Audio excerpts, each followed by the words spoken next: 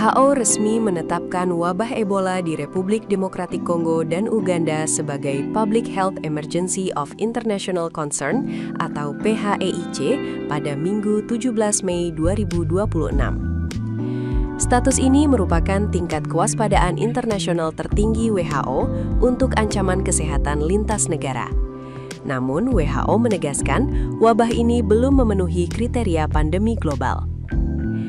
Hingga Sabtu 16 Mei 2026, tercatat 80 kematian yang diduga terkait Ebola, 8 kasus terkonfirmasi laboratorium, dan 246 kasus dugaan lainnya di Provinsi Ituri, Republik Demokratik Kongo.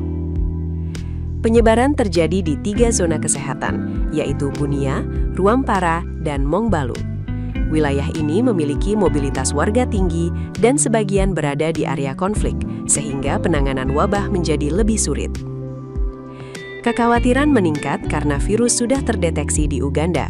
WHO melaporkan 2 kasus positif Ebola di Kampala yang tampaknya tidak saling berkaitan. Salah satu pasien meninggal dunia dan keduanya diketahui melakukan perjalanan dari DRC ke Uganda.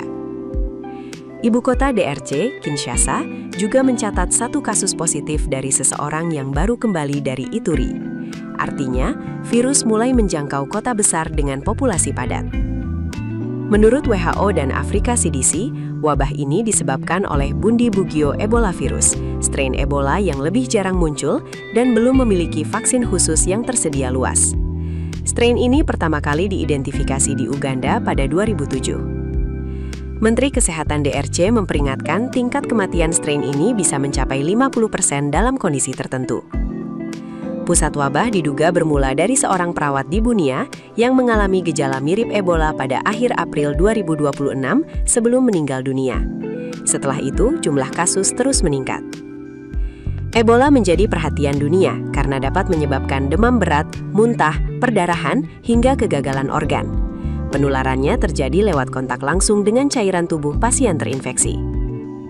WHO dan Afrika CDC kini mempercepat pelacakan kontak, pemeriksaan lintas perbatasan, serta penguatan rumah sakit untuk mencegah penyebaran lebih luas. Bagi masyarakat global, termasuk Indonesia, situasi ini menjadi pengingat bahwa ancaman penyakit menular masih nyata. Jika bepergian ke Afrika Tengah dan sekitarnya, pantau informasi resmi, hindari hoaks, jaga kebersihan, dan segera periksa kesehatan jika mengalami gejala serius setelah perjalanan internasional. Dalam wabah seperti ini, deteksi cepat dan transparansi informasi menjadi kunci utama. Keputusan bisnis terbaik datang dari data, bukan tebakan.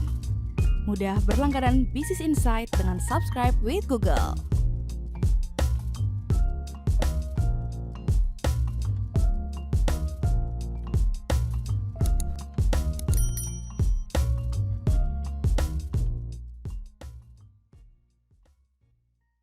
Download aplikasi Kontan sekarang di App Store atau Play Store.